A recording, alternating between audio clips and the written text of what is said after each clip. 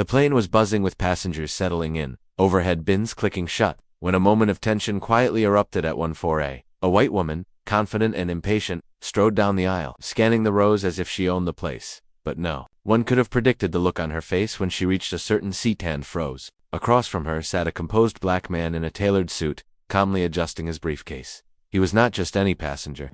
He was a CEO, known for a sharp mind and commanding presence. As she planted herself in what she assumed was an empty seat, she didn't notice the quiet authority in his gaze. "Excuse me," he said, his voice calm but firm. "This seat is mine." Her smile faltered, her confidence wavering. The cabin seemed to hold its breath. Around them, passengers stole glances, sensing a showdown about to unfold. No one moved, but the air was thick with tension, an ordinary flight suddenly charged with an extraordinary clash. Who was this CEO, and why did he command such respect even in a crowded airplane? And why did the woman act as if she could take what wasn't hers? What happens next would leave everyone in the cabin stunned, and it was clear this encounter was far from over. In this story, you'll witness a moment that turns a routine flight into an unforgettable confrontation, where confidence, presence, and a simple declaration, "This plane is mine," set the stage for an intense, jaw-dropping encounter. The woman blinked, her confidence wavering for the first time as she took in the man sitting in the seat she had just claimed. There was something about him calm, composed, and undeniably in control that made her pause. Around them, murmurs started to ripple through the cabin. Passengers leaned slightly in their seats, curious. Sensing that this wasn't just a simple seating mix-up, he adjusted his watch, a subtle but deliberate move, before speaking again. "I reserved this seat weeks ago," he said quietly, yet with a tone that left no room for argument. She opened her mouth to respond but hesitated, as if suddenly unsure of the story she had already convinced herself she knew. Her hand rested on the armrest, frozen, while inside she felt a mix of embarrassment and irritation. Few people in the cabin knew the full story behind the man's presence on this flight. He wasn't just traveling for business, he was on a critical trip that could change the course of his company. Decisions he made today mattered, not just to him, but to hundreds of employees and investors who trusted his judgment. That context, unknown to most, made the silent standoff even more intense. Meanwhile, the woman's mind raced. Who was this man, and why did he carry such authority without raising his voice? Around them, the hum of the plane felt louder, almost conspiratorial, as if the walls themselves were holding on to the tension. No one spoke, but every glance and subtle gesture added weight to the moment, making it clear that this confrontation was only beginning, and that what would happen next could shock everyone on board. The woman finally shifted slightly, her eyes darting nervously toward the other passengers. A few were trying not to stare, while others whispered quietly to the person beside them, sensing the unspoken tension. Her mind was a whirlwind of embarrassment and stubborn pride. She had walked onto this plane thinking she could take the seat, without question, and now confronted by a calm, unshakable black CEO, her certainty was crumbling. From the CEO's perspective, this was not just about a CIT, it was about respect, boundaries, and composure under pressure. He had faced far tougher challenges in boardrooms and on international flights.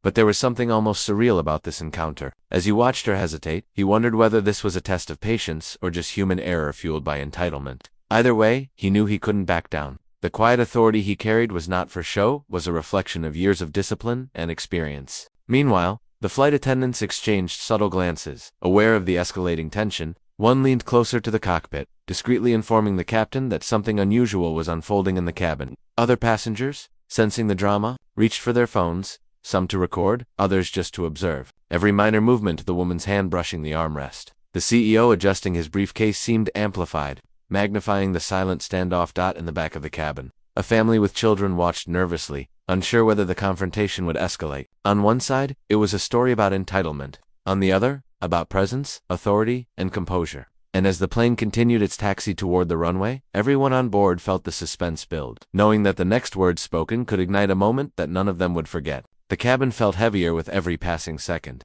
The woman's fingers drummed nervously on the armrest as she glanced around, realizing that all eyes were quietly fixed on the unfolding standoff. The hum of the plane's engines seemed louder now, almost echoing the tension that crackled between them. She opened her mouth again, hesitated, then closed it, as if the words she had rehearsed dissolved under the weight of his presence. The CEO leaned back slightly, his calm demeanor unshaken, yet his eyes held a quiet intensity that made it impossible to look away. There was a subtle firmness in his posture, a sense that he was rooted in his truth, and that unsettled her further. She shifted, trying to regain some semblance of control, but the balance of power had already tilted. Around them, whispers spread, like wildfire, passengers exchanging theories, some shocked, others amused, but all captivated.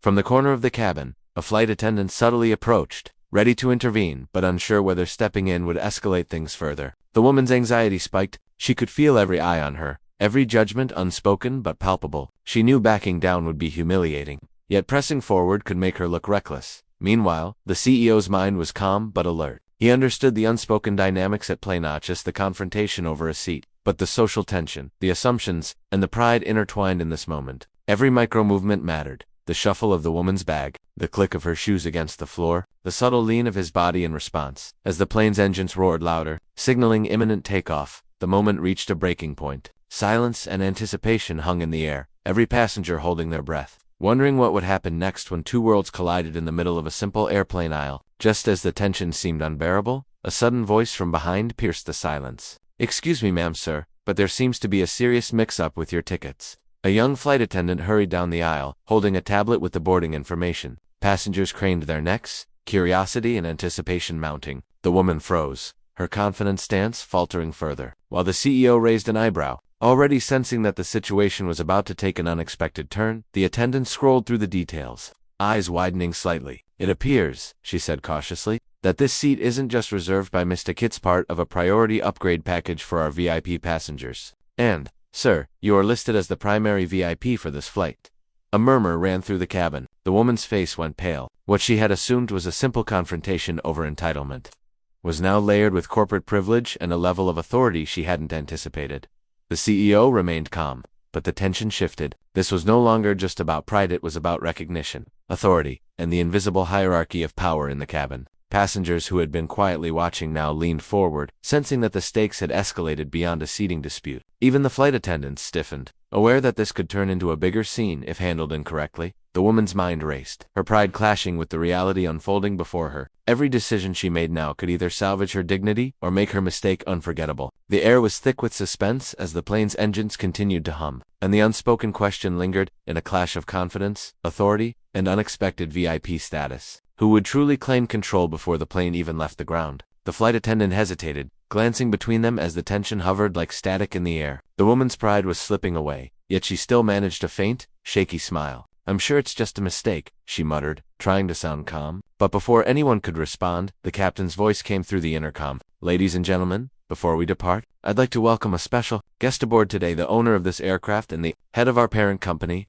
Every passenger turned to look at the CEO. Woman's face went blank as the realization hit this wasn't just a regular traveler. The calm, composed man sitting before her wasn't just a VIP. He was the reason this airline even existed. The captain's words echoed again. "Please extend a warm welcome to Ms. Jordan Miles, CEO of Skyline Air." The cabin fell completely silent. Eyes widened as everyone realized what had just happened. The man she had argued with slowly stood up, removing the sleek sunglasses that had masked her identity. It wasn't a man, it was a woman, the real CEO, whose commanding presence had spoken louder than any title. The white woman's voice trembled. I didn't realize." Jordan gave a small, patient smile. "You weren't supposed to, but maybe now you'll remember that respect doesn't depend on who you think someone is." The plane erupted in quiet awe. As Jordan calmly reclaimed her seat, the engines roared to life, lifting off not just into the sky, but into a silence filled with lessons about humility, power, and quiet strength.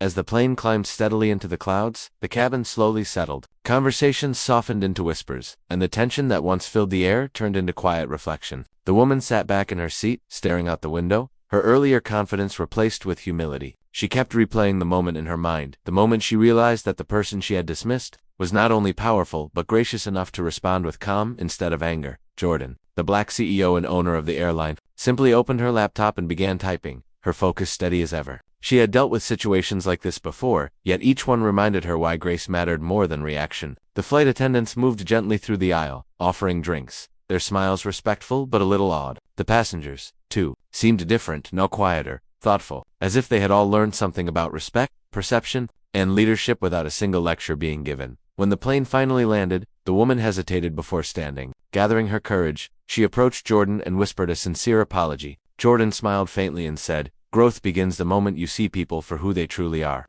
It wasn't said with bitterness, only quiet truth. As the passengers disembarked, the story of that flight spread quickly, a tale of humility meeting quiet strength. In the end, what began as a conflict became a reminder. Real power doesn't need to shout. It simply shows up, stays calm, and changes everything.